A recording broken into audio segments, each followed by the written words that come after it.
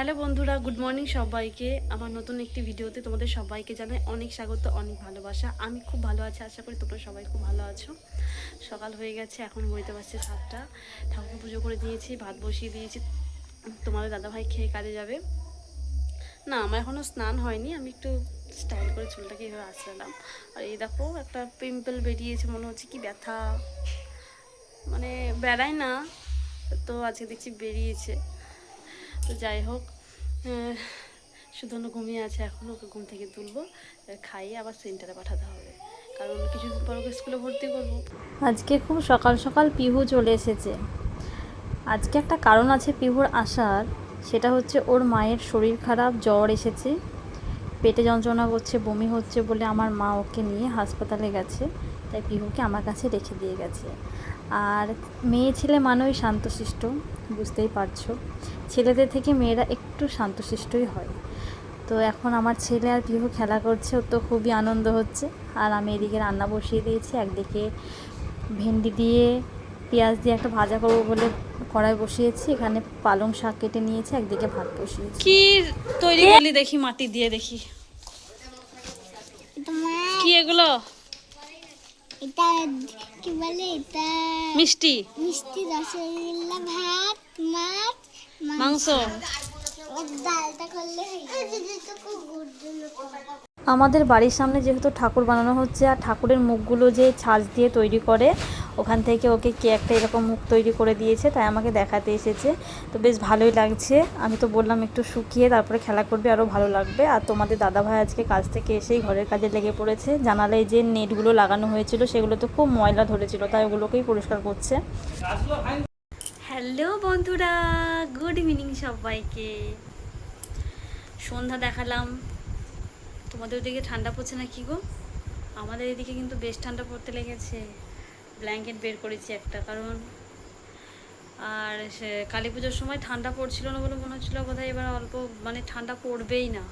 সন্ধ্যা দেখালাম এইমাত্র। এবার তোমার দাদাভাই গেছে বাজারে, বাজার থেকে এসে একটা ডিশ তৈরি করবে, কারণ কালকে চিকেন নিয়ে এসেছিলাম। তো চিকেন থেকে দুটো বড় বড় লেগ পিস ছিল, লেগ পিস দিয়েছে।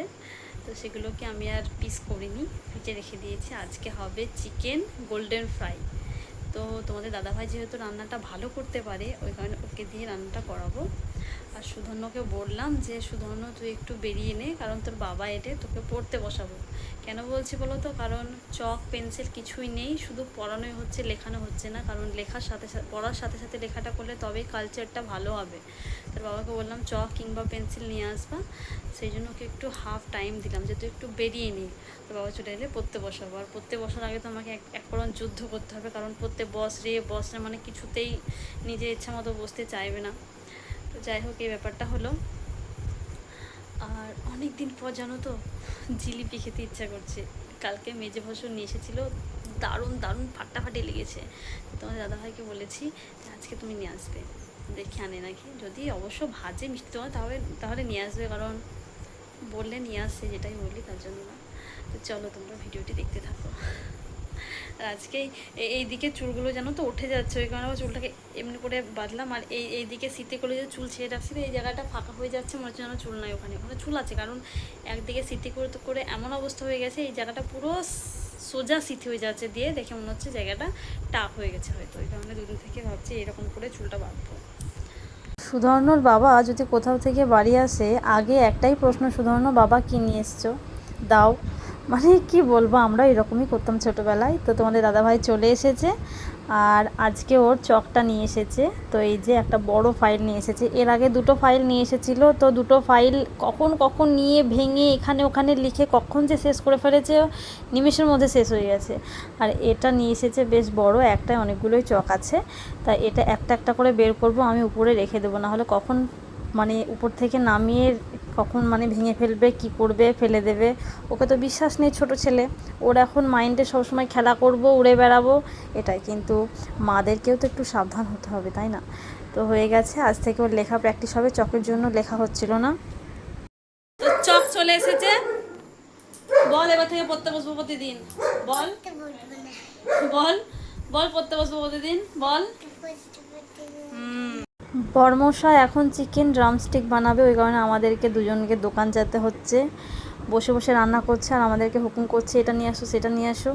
হুকুম শুনতেই হবে, কারণ বানিয়ে তো খেতে পারবো না, আর ও বানাতে ভালো পারে, তাই হুকুম একটু শুনতেই হবে। তো বেরিয়ে পড়েছি, প্রচুর অন্ধকার। আর এখানে তো এই দেখো ঠাকুর তৈরি হচ্ছে আমাদের পাড়ার, তো অনেকটাই কমপ্লিট হয়ে গেছে।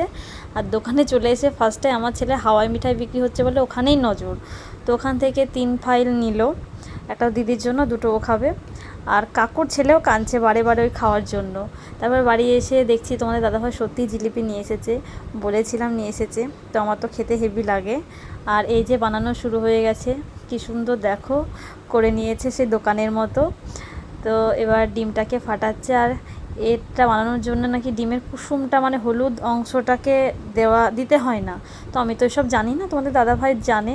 তো এটা দেখলাম প্রথমবার, আমিও দেখে নিলাম, এর পরের বার আমি একবার ট্রাই করে দেখবো কেমন হয়।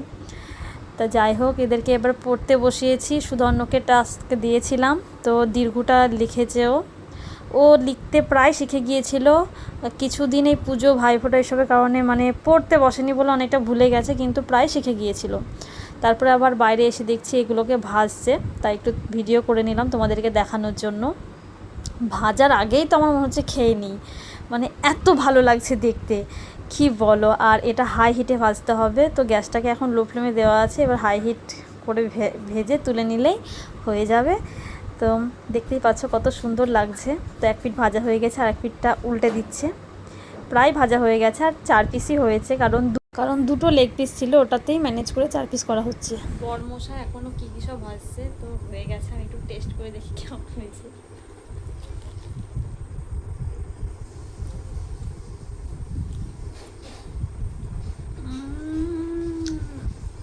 অসাধারণ, শেয়ার করো, দারুণ হয়েছে। ও সত্যি এত সুন্দর সব কিছু বানায় না, দারুণ দারুণ।